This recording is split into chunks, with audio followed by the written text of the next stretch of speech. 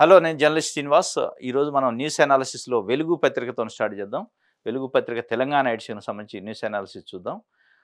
'వెలుగులో' ప్రధాన heading ఐటెమ్‌గా IT శాఖ చేతిలో ధరణి పెట్టి సర్కారు భూములు హంపట్టు. బయటకు వస్తున్న గత బీఆర్ఎస్ ప్రభుత్వ పెద్దలిల్లు, రెవెన్యూ డిపార్ట్మెంట్ చూడాల్సిన పనులన్నీ టీఎస్‌కి అప్పగింత. టీఎస్ స్పెషల్ కమిషనర్‌కే ధరణి పోర్టల్ బాధ్యతలు. పోర్టల్‌లో ఏ భూమిని మార్చాలన్నా ఐటీ శాఖలోనే కీ. ఇదే అదనుగా వేల ఎకరాల ప్రభుత్వ వివాదాస్పద ల్యాండ్స్ కబ్జా. పోర్టల్లో జరిపిన తతంగం అంతా సీక్రెట్. రంగారెడ్డి, మేడ్చల్, సంగారెడ్డి, వికారాబాద్‌లో భారీగా అక్రమాలు గుర్తించిన ప్రభుత్వం. ఇది ధరణి పోర్టల్‌కి సంబంధించి ప్రధానంగా ఒక వార్త. దాంట్లో జరిగిన అవకతవకలకు సంబంధించి గత ప్రభుత్వంలో వెలుగు పేపర్‌లో ఇచ్చారు. దాంట్లో రిపోర్ట్‌లన్నీ ప్రాజెక్ట్ డైరెక్టర్‌కే. టీఎస్ బాధ్యతల్లో ఉన్న వాళ్లకు ధరణి పోర్టల్ డైరెక్టర్‌గా బాధ్యతలను గత బీఆర్ఎస్ సర్కార్ అప్పగించడం వెనక పెద్ద తతంగమే నడిచినట్లు కొత్త ప్రభుత్వానికి రిపోర్ట్లు అందాయి. సీసీఎల్ఏలోని ఐఏఎస్లకు అందించాల్సిన ధరణి రిపోర్ట్ను నేరుగా ఆ ప్రాజెక్ట్ డైరెక్టర్కే హెచ్ఓడీలు అందించేలా అప్పటి సర్కారు జీవో తెచ్చింది. ఇదంతా ఒక కుట్ర ప్రకారం జరిగినట్లు కొత్త ప్రభుత్వం దృష్టికి వచ్చింది. ధరణి ప్రాజెక్ట్ డైరెక్టర్ టీఎస్టీఎస్ నుంచే ఉండటం, ధరణి సర్వర్ను సాఫ్ట్వేర్కి సంబంధించిన అన్ని టీఎస్టీఎస్సి చూడటంతో గత ప్రభుత్వంలో కొందరు ఈజీగా డిజిటల్ రికార్డులో తమకు అనుకూలంగా మార్పులు చేసుకున్నట్టు తేలింది. ఇట్లా రంగారెడ్డి, మేడ్చల్, మల్కాజ్గిరి, సంగారెడ్డి, వికారాబాద్ జిల్లాలోని వందలాది ఎకరాల గవర్నమెంటు, అటవీ, దేవాదాయ, వక్ఫ్ భూములతో పాటు అసైన్డ్ వివాదాస్పద ల్యాండ్స్ను కూడా కాజేశారని కొత్త ప్రభుత్వం ప్రాథమికంగా గుర్తించింది. ధరణిలో జిల్లా కలెక్టర్లు రిజెక్ట్ చేసిన కొన్ని అప్లికేషన్లోని భూములను కూడా టీఎస్ ద్వారా సెట్ చేయించుకున్నారని నిర్ధారణకు వచ్చింది. ఇది ధరణి పోర్టల్ పైన ఒక ఎక్స్పర్ట్ కమిటీ వేశారు.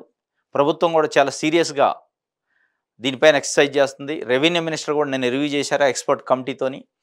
అసలు ఈ ధరణి పోర్టల్లో జరిగిన అవకతవకలు ఏంటి, ఏ విధంగా అవకతవకలు చేశారు, దాంట్లో అధికార పాత్ర ఎంత, రాజకీయ నాయకుల పాత్ర ఎంత, దేవాదాయ భూములు కానీ, వక్ఫ్ భూములు కానీ, అసైన్డ్ భూములు కానీ, ప్రభుత్వ భూములు కానీ, ఇంకా వివాదాస్పదంగా ఉన్న భూములు కానీ, వీటిని ఎట్లా మార్చారు, ప్రైవేట్ వ్యక్తుల పేరు మీదకి ఏ విధంగా మారినాయి, 22A జాబితాలో ఉన్న భూములు అన్నట్టు ప్రొహిబిటెడ్ ల్యాండ్స్, వాటిని ఏ విధంగా కబ్జా చేశారు, ఏ విధంగా రికార్డులో డిజిటల్ రికార్డ్స్లో చేంజ్ చేశారు అనేది వాళ్ళు తవ్వినా కొద్దిగా చాలా అక్రమాలు బయటకు వస్తున్నాయి. దాంట్లో టీఎస్ ప్రాజెక్ట్ డైరెక్టర్ ఉంటారు. టీఎస్ ప్రాజెక్ట్ డైరెక్టర్కి ఈ ధరణి యొక్క డిజిటల్ కీ ఒప్పజెప్పారట. వాస్తవంగా సీసీఎల్ఏ కమిషనర్ కానీ ఐఏఎస్ ఆఫీసర్ ఆధ్వర్యంలో ఉంటుంది. ఈ ధరణిలో ఒక భూమిని ఏదైనా మార్పులు చేర్పులు చేయాలన్నా, ప్రొహిబిటెడ్లో నుంచి తీసేయాలన్నా, ప్రొహిబిటెడ్లో పెట్టాలన్నా, లేదా దేవాదాయ అసైన్డ్ ఒక భూముల్ని సంబంధించి ఏదన్నా కన్వర్షన్ ఇవ్వాలన్నా, ఎన్ఓసి ఇవ్వాలన్నా తప్పనిసరిగా ఐఏఎస్ ఆఫీసరు కలెక్టర్ స్థాయి నుంచి ముందు కింద రెవెన్యూ స్థాయి ఎంఆర్ఓ నుంచి రిపోర్ట్ తెప్పించుకుంటారు. అక్కడ నుంచి కలెక్టర్ నుంచి సీసీఎల్ఏకి వస్తుంది. క్షేత్రస్థాయి రిపోర్ట్ను పరిశీలించిన తర్వాత దాన్ని కన్వర్షన్ చేయాలన్నా, ఎన్ఓసి ఇవ్వాలన్నా, లేదా ప్రొహిబిటెడ్లో ఉంచాలనేది సీసీఎల్ఏ కమిషనర్ డిసైడ్ చేస్తాడు. ఇది ఈ ధరణి వచ్చిన తర్వాత డిజిటలైజేషన్లో టీఎస్ ప్రాజెక్ట్ డైరెక్టర్ ఎవరైతే ఉంటారో వాళ్ళని ప్రభుత్వం వారికి అనుకూలమైన వ్యక్తులను పెట్టుకొని ఈ ఐఏఎస్లకు కానీ కలెక్టర్కి అధికారం లేకుండా ఆ టీఎస్ డైరెక్టర్ ప్రాజెక్ట్ డైరెక్టర్ చేతిలో పెడితే అతను డిజిటలైజేషన్ మొత్తం చేంజ్ చేసేసాడు ల్యాండ్ రికార్డ్స్ని. చాలా అంటే ఎంఆర్ఓ ఇచ్చిన రిపోర్ట్ కానీ కలెక్టర్ ఇచ్చిన రిపోర్ట్ రిజెక్ట్ చేసినప్పటికీ ఆయన అనుకూలంగా ఇచ్చి ప్రైవేట్ వ్యక్తులకు ట్రాన్స్ఫర్ చేసింది. అంటే ఎంఆర్ఓనో కలెక్టరో ఈ సో కన్సర్న్ ల్యాండ్ ఇది 22A జాబితాలో ఉంది, ప్రొహిబిటెడ్ ల్యాండ్, ఒక భూమి, దేవాదాయ భూమి లేదా అసైన్డ్ భూమి, దీన్ని మార్చడానికి లేదు అని రిపోర్ట్ ఇస్తే ఆ రిపోర్ట్ని చెత్తబొట్లో పడేసి ఈ టీఎస్ ప్రాజెక్ట్ డైరెక్టర్ ఈ ఘనకార్యాలు చేసిండు. దీంట్లో ఇంకొక ప్రధాన భూమిక ఉంది, నిన్న కూడా మనం డిస్కస్ చేశాం.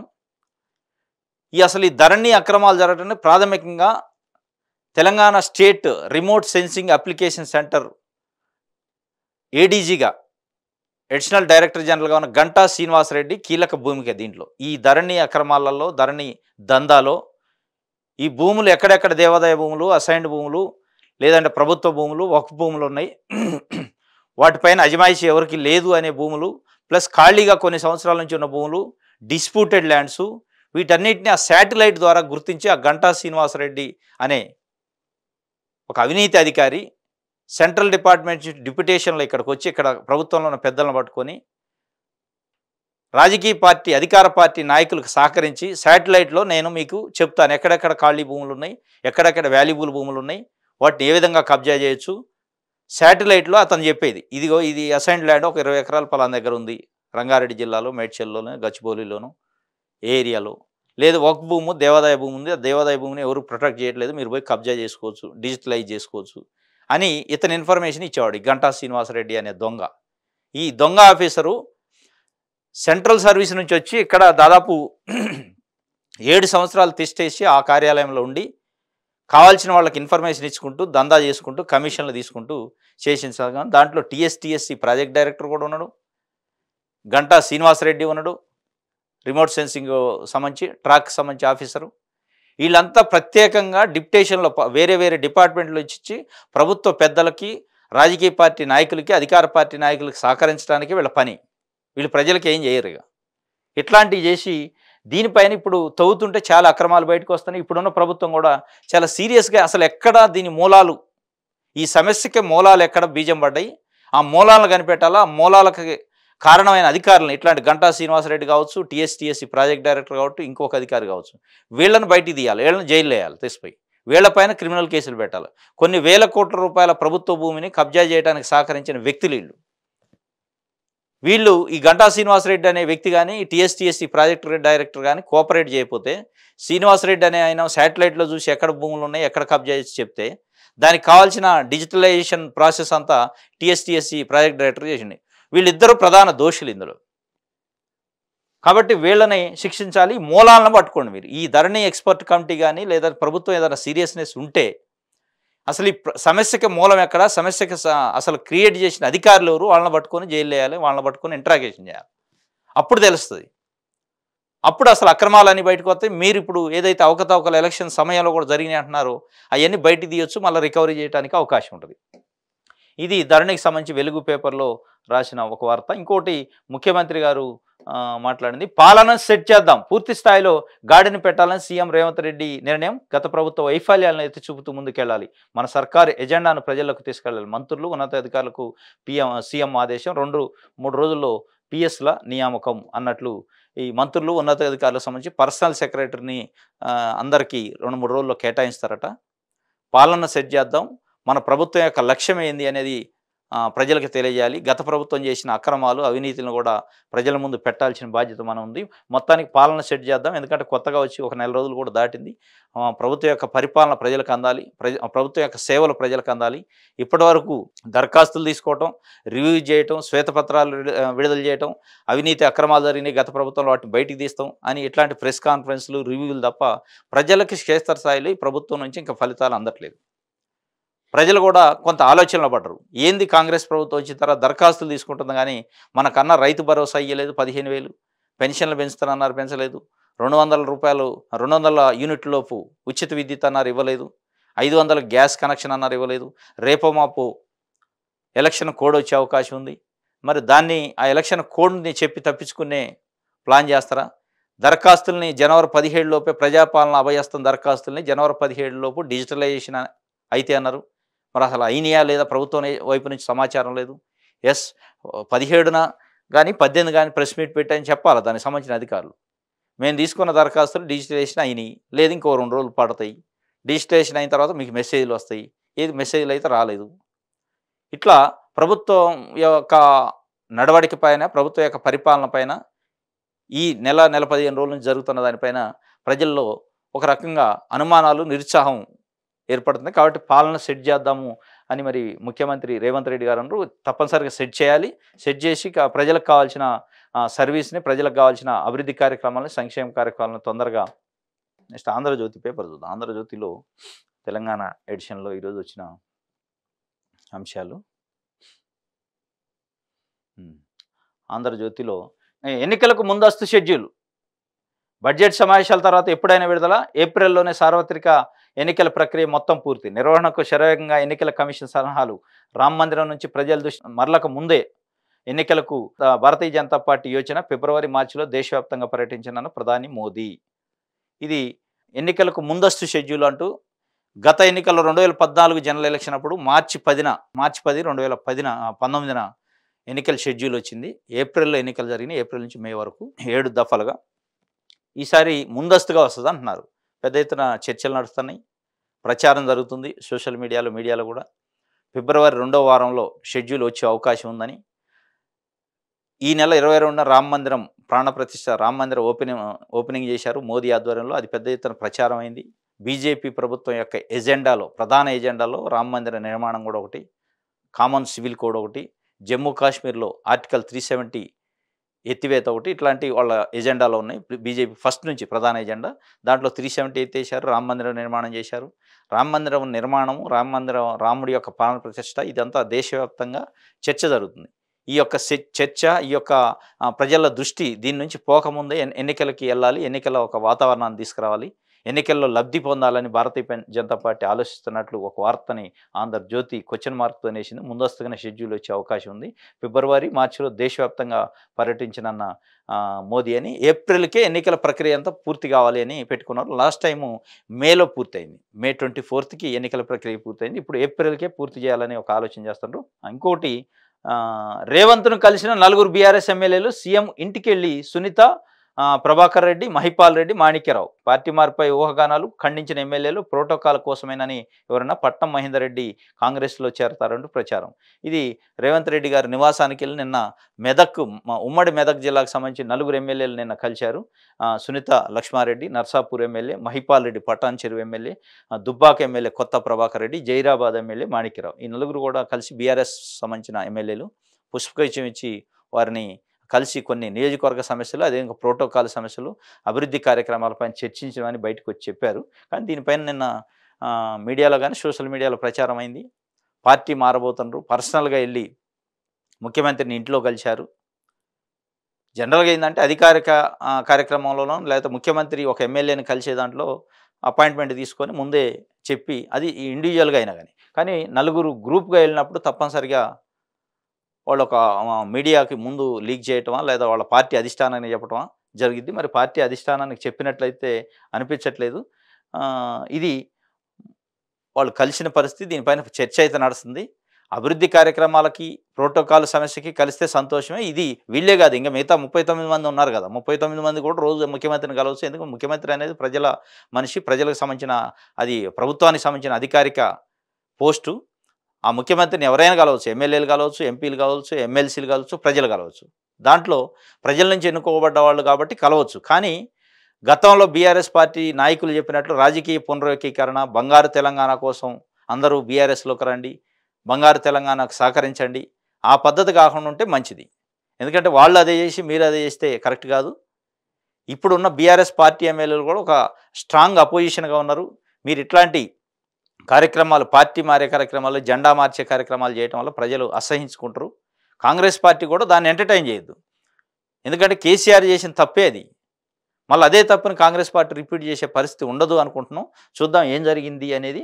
ఇది మొత్తానికైతే మరి రాజకీయ పునరేకీకరణ లేకపోతే అభివృద్ధి కార్యక్రమం కోసం పోయారా అనేది తెలవాల్సింది. మరి దీనిపైన ఇప్పుడు బీఆర్ఎస్ పార్టీ అధినాయకత్వం కూడా నిన్న స్పందించలేదు. ఏ విధంగా స్పందిస్తుందో చూడాల్సిన అవసరం ఉంది. పదే గతంలో అయితే అనేది బంగారు తెలంగాణకు సహకరించండి, రాజకీయ పునరేకీకరణలోకి రండి, దున్నపోతుకు గడ్డేసి గేదెని పాలు ఇవ్వంటే ఇస్తుందా? ఈ సూత్రం మరి వీరికి వర్తిస్తుందా? ఎందుకంటే అధికార పార్టీకి ఒత్తాసు పలికితేనే అభివృద్ధి జరిగింది అనేది మీరు ఒక సిచ్యువేషన్ 10 సంవత్సరాలు క్రియేట్ చేశారు. ఏ పార్టీలో గెలిచినా అధికార పార్టీ వైపు ఉంటేనే మీకు పనులు అవుతాయి, మీ అభివృద్ధి అయింది, నియోజకవర్గం అభివృద్ధి అయింది. ప్రతి పార్టీ, కాంగ్రెస్ పార్టీ నుంచి మారిన ప్రతి ఎమ్మెల్యే, టీడీపీ నుంచి మారిన ప్రతి ఎమ్మెల్యే అప్పుడు ఒక స్టేట్మెంట్ ఇచ్చేది, నియోజకవర్గ అభివృద్ధి కోసం టీఆర్ఎస్ పార్టీకి సపోర్ట్ చేస్తున్నాం అని చెప్పి. మరి ఇప్పుడు కూడా మరి అదే పద్ధతి ఉంటుందా అనేది చూడాలి. ఇది నిన్న వాళ్ళు కలిసిన దానిపైన ప్రధానంగా ఒక వార్త. నెక్స్ట్, బడ్జెట్ సమావేశాలు 14 నుంచి 1న కేంద్ర ప్రభుత్వం ఓట్ ఆన్ అకౌంట్ బడ్జెట్, దాన్ని చూసి రాష్ట్ర బడ్జెట్కు తుది రూపు. కాంగ్రెస్ 6 గ్యారెంటీలకు ఈసారి పెద్దపీట, ఈ పథకాలకు ప్రత్యేకంగా నిధులు కేటాయింపు. రాష్ట్ర ఆర్థిక పరిస్థితిపై మరోసారి వాడివేడి చర్చ. మొదటి సమావేశాల్లో శ్వేతపత్రాలతో సంచలనం. ఫిబ్రవరి నుంచే ఉచిత విద్యుత్తు. కేసీఆర్ నిర్వాహకం వల్లే హామీల అమల్లో జాప్యం. లోక్సభ ఎన్నికల్లో బీఆర్ఎస్కి 1 సీటు రాదు, కాంగ్రెస్కి 13 నుంచి 14 సీట్లు. ఆర్ఎండ్బీ శాఖ మంత్రి కోమటిరెడ్డి వెంకటరెడ్డి అన్నట్లు ఒక వార్త ప్రధానంగా వచ్చింది. బడ్జెట్ సమావేశాలు ఫిబ్రవరి 14 నుంచి ఉండే అవకాశం ఉంటుంది. కేంద్ర ప్రభుత్వం యొక్క ఓట్ ఆన్ అకౌంట్ బడ్జెట్ ఫిబ్రవరి 1 నుంచి 9 వరకు కేంద్ర ప్రభుత్వ పార్లమెంట్ సమావేశాలు జరుగుతాయి. దాన్ని చూసిన తర్వాత ఓట్ ఆన్ అకౌంట్ బడ్జెట్లో తెలంగాణ కేటాయించిన కేటాయింపులైంది, ఏ శాఖకి ఎంత కేటాయించారు, ఏ రంగానికి ఎంత కేటాయించారు చూసుకొని దాన్ని బట్టి ఫిబ్రవరి 14 కల్లా వీళ్ళు ఇక్కడ బడ్జెట్ ప్రిపేర్ చేస్తారట. అక్కడ వచ్చే కేంద్రం నుంచి వచ్చే వాటా ఎంత, రావాల్సిన పన్నులు గానీ, జీఎస్టీ గానీ, దీని నుంచి వస్తున్న ఆదాయం ఎంత, కేంద్రం ఇచ్చే గ్రాంట్ ఏంది, ఇవన్నీ చూసుకున్న తర్వాత ఇక్కడ రాష్ట్రానికి సంబంధించిన బడ్జెట్‌ని ఫిబ్రవరి 14 నుంచి ప్రారంభించే అవకాశం, బడ్జెట్ సమావేశాలు ఉండే అవకాశం ఉంది అన్నట్లు ఒక వార్తని ఆంధ్రజ్యోతి తెలంగాణ ఎడిషన్‌లో వేశారు. నెక్స్ట్ మనం నమస్తే తెలంగాణ చూద్దాం. నమస్తే తెలంగాణలో ఈరోజు వచ్చిన ప్రధాన హెడ్డింగ్ ఐటమ్స్. యూరియా పరేషాన్, గంటల తరబడి క్యూలో నిరీక్షిస్తున్న రైతులు, ఒక్కొక్కరికి 2 బస్తాలే లిమిటు. జగిత్యాల జిల్లా మల్యాల మండలం నూకపల్లి ప్రాథమిక సహకార సంఘం వద్ద మంగళవారం ఉదయం నుంచి రైతులు యూరియా కోసం పడిగాపులు పడ్డారు.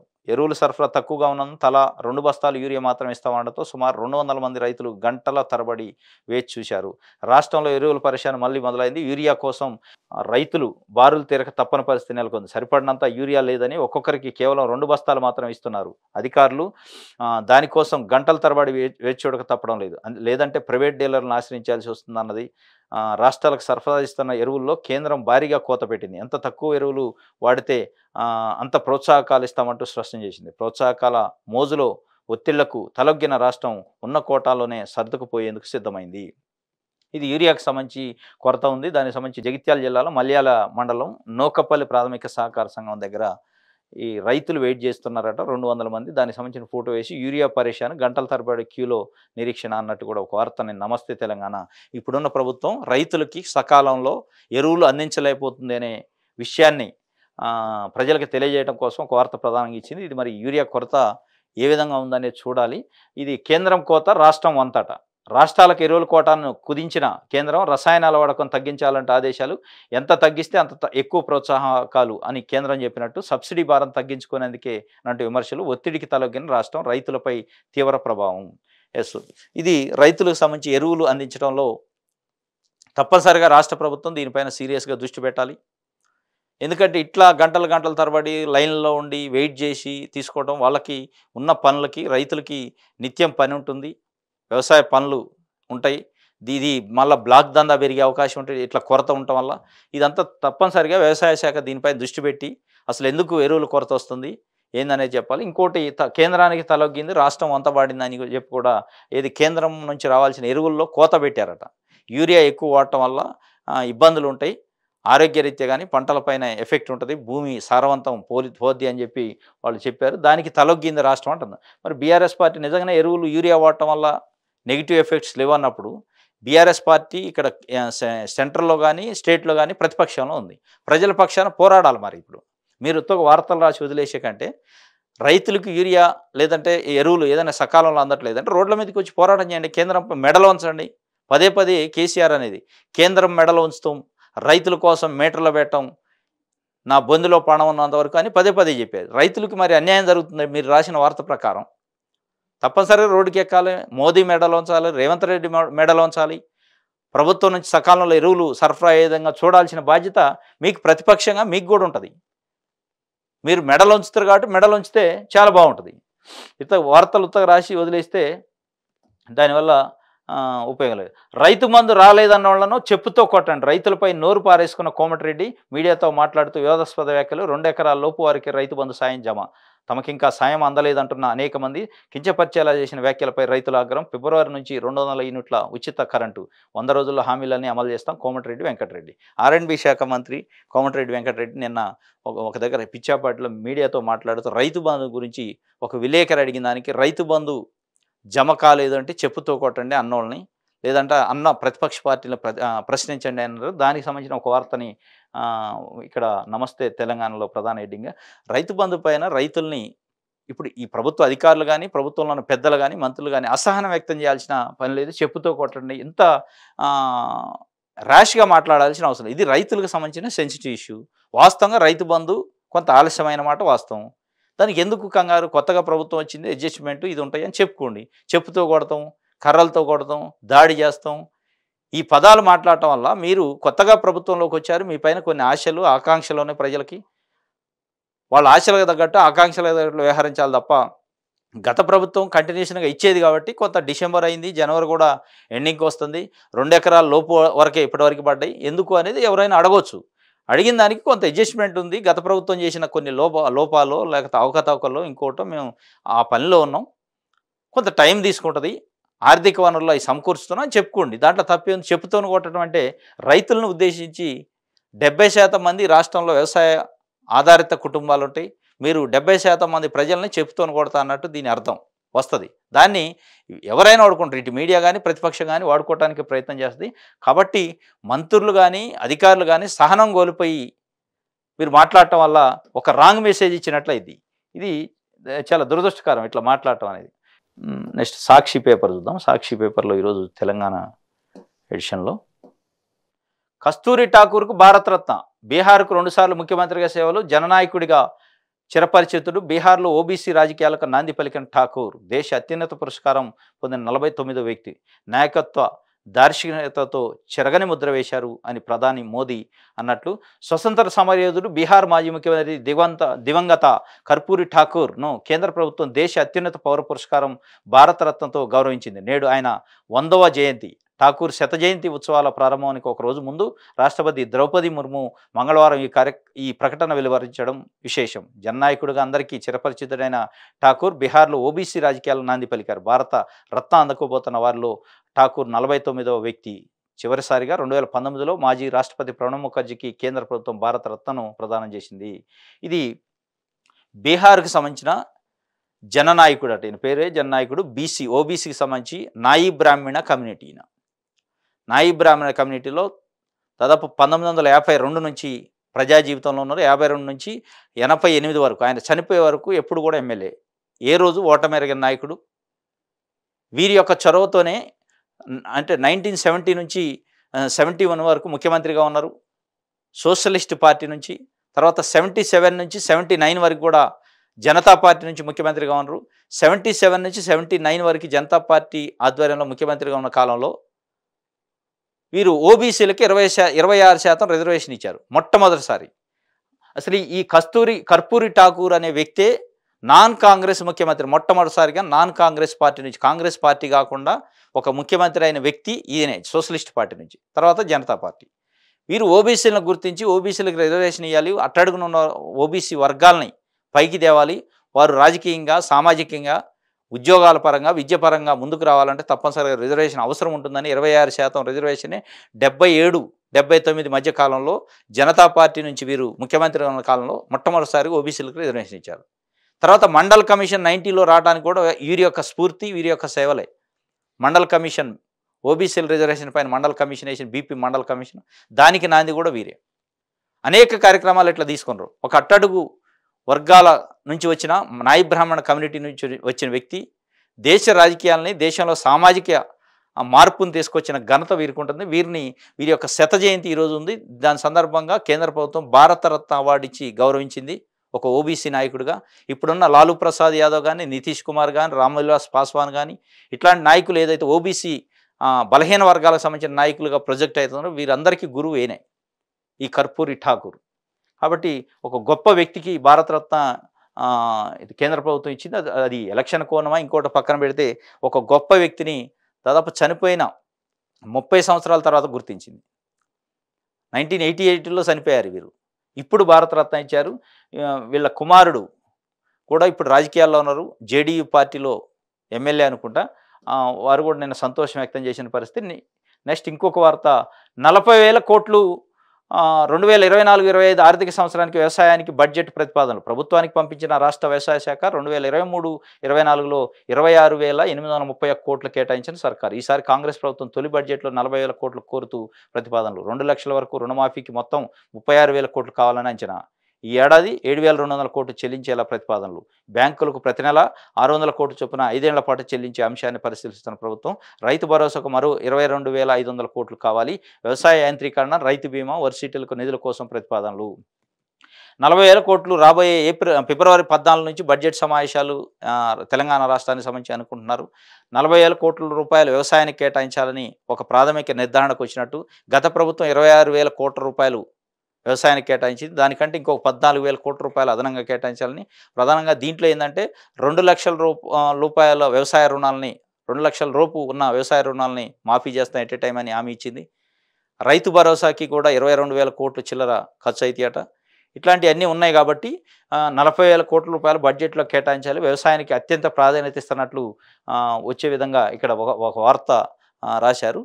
40,000 కోట్ల రూపాయలు కేటాయిస్తే కూడా సరిపోయే పరిస్థితి కనిపించట్లేదు. ఎందుకంటే 22,500 కోట్లు ఓన్లీ రైతు భరోసాకే అవసరమైతాయి. దాదాపు 36,000 కోట్ల రూపాయలు రైతు రుణమాఫీకి అవసరమైతున్నాయి. కాకపోతే వాటిని 4 దఫాలుగా చేసి 4 విడతల్లో బ్యాంకులకు ఇస్తారట. మంత్లీ 600 కోట్ల రూపాయలు చొప్పున ఒక సంవత్సరానికి 7,000 కోట్లు చిల్లర ఈ సంవత్సరం వరకు అయితాయి. కాబట్టి రైతులకి ఎట్ ఏ టైము రుణమాఫీ చేస్తారట. కానీ ఆ బ్యాంకులకి అప్పుగా తీసుకొని ఈఎంఐ రూపంలో మంత్లీ 600 కోట్లు చెల్లించాలని ఒక ప్రతిపాదన చూస్తున్నారు. ఇంకోటి బీసీల ఓట్లకు కులగణనాస్త్రం. లోక్సభ ఎన్నికల్లో దేశవ్యాప్త హామీ ఇచ్చేందుకు కాంగ్రెస్ ఇదే అంశాన్ని ఎన్నికల మేనిఫెస్టోలో చేర్చునన్న ఏఐసిసి. గాంధీ భవన్లో మంత్రులు శ్రీధర్బాబు, కోమటిరెడ్డిలతో భేటీ అయిన ఏఐసిసి నేత ప్రవీణ్ చక్రవర్తి సమావేశానికి హాజరైన టీపీసీసీ మేనిఫెస్టో కమిటీ సభ్యులు. టీపీసీసీ మేనిఫెస్టో కమిటీ నిన్న కూర్చుంది, సమావేశమైంది. శ్రీధర్బాబు ఆధ్వర్యంలో కమిటీ చైర్మన్. ఏఐసిసి నుంచి కూడా కొంతమంది వచ్చారు. ప్రవీణ్ చక్రవర్తి వారు, అబ్జర్వర్సు, దీపాదాస్ మున్షి. రేపు జరగబోయే పార్లమెంట్ ఎన్నికలకు సంబంధించి మేనిఫెస్టో ఏ విధంగా ఉండాలి, తెలంగాణ రాష్ట్రానికి సంబంధించిన సమస్యలు ఏంది, ప్రజల కోణంలో, ప్రజల ఎజెండాలో ఎట్లా ఉండాలనే దాంట్లో ప్రధానంగా బీసీ కులగణన చేస్తామనేది కేంద్రంలో జాతీయ నాయకత్వం ఒక హామీ ఇస్తుందో రాహుల్ గాంధీ పదే చెప్తున్నారు. దాన్ని ప్రధాన అస్త్రంగా మనం పెట్టాల్సింది మేనిఫెస్టోలో. బీసీ కులగణన చేస్తేనే బీసీలకు సంబంధించి చట్టసభలో రిజర్వేషన్కి అవకాశం ఉంటుందనేది కాంగ్రెస్ పార్టీ యొక్క ఆలోచన. అదేవిధంగా నిన్న మేనిఫెస్టో కమిటీ ప్రధానంగా ఇంకొకటి గుర్తించింది ఏంటంటే, తెలంగాణకు సంబంధించి జాతీయ పార్టీగా కాంగ్రెస్ పార్టీ మేనిఫెస్టోలో పెట్టాల్సింది ఏంటంటే, విభజన చట్టం హామీలని మేము నెరవేరుస్తాం. కాంగ్రెస్ పార్టీ కేంద్రంలో అధికారంలోకి వస్తే తెలంగాణకు రావాల్సిన విభజన చట్టం హామీలను మేము నెరవేరుస్తాం అనేది కూడా ఒక ప్రధాన పాయింట్ని పెట్టి దాని ద్వారా ప్రజల యొక్క మన్నల్ని, ప్రజల యొక్క అభిమానాన్ని పొందాలని కాంగ్రెస్ పార్టీ ప్రయత్నం చేస్తున్నట్టు ఒక ప్రధాన వార్త సాక్షిలో వేశారు.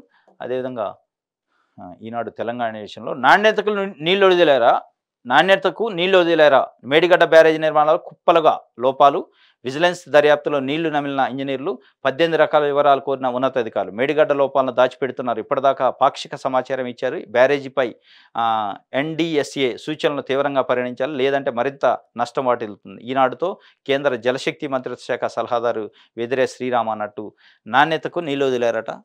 మేడిగడ్డ విషయంలో కొంత దాచిపెడుతున్నారు, సమాచారం పూర్తిగా ఇవ్వట్లేదు అధికారులకి. గతంలో పనిచేసిన అధికారులు ఇప్పుడున్న ప్రభుత్వానికి దానికి సంబంధించిన పూర్తి సమాచారాన్ని ఇవ్వకుండా దాచిపెట్టే ప్రయత్నం చేస్తున్నారు.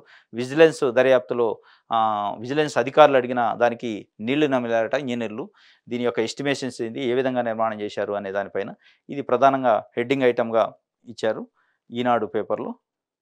ఇది ఈనాడు పేపర్ సంబంధించి. అదేవిధంగా నిన్న బీఆర్ఎస్ పార్టీకి సంబంధించిన 4 ఎమ్మెల్యేలు కలిసింది కూడా సీఎం రేవంత్ రెడ్డిని కలిసిన బారాస ఎమ్మెల్యేలు. రాజకీయ వర్గాల చర్చనీయాంశంగా మారిన పెట్టి అభివృద్ధి ప్రోటోకాల్ అంశాలపైనే కలిశామన్న శాసనసభ్యులు వాళ్ళ ఫోటో వేసి దీనిపైన ఒక వార్త ఇచ్చారు. అదేవిధంగా పట్నం మహేందర్ రెడ్డి కూడా బీఆర్ఎస్ పార్టీ నుంచి కాంగ్రెస్ పార్టీలో చేరతారు. చేవెళ్ళ ఎంపీ టికెట్కి ట్రై చేస్తానని కూడా నిన్న సోషల్ మీడియాలో పెద్ద ఎత్తున చర్చ జరిగింది. ఎందుకంటే ఇదే సేమ్ కాంటెక్స్ట్లో జరిగింది. మరి ఇది ఎంతవరకు నిజమో చూడాలి. ఇదైతే వీళ్ళు కలిసిన తర్వాత బయటకు వచ్చి ఖండించారు. మేము రాజకీయ కోణంలో రాలేదు, అధికారిక కార్యక్రమంలో ప్రోటోకాల్ అంశాలు, అభివృద్ధి కార్యక్రమాలు చర్చించడానికి వచ్చామన్నారు. కానీ మొత్తానికైతే రాజకీయ నాయకులు, ఏ పార్టీ వాళ్ళైనా రాజకీయ నాయకుడి యొక్క లక్షణం ఎట్లా ఉంటుంది, అది బయటపడదాకా లేదు మేము ప్రజల కోసం వచ్చిన, అభివృద్ధి కోసం వచ్చిన, మేము వేరే విషయాల కోసం వచ్చిన, రాజకీయం లేదంటారు. మారే రోజు సున్నితంగా చెప్తారు పార్టీ మారుతున్నాం అని. కాబట్టి చూడాలి ఏం జరుగుతుందో. ఇది తెలంగాణకి సంబంధించి ఈరోజు ఉన్న వార్తల విశ్లేషణ.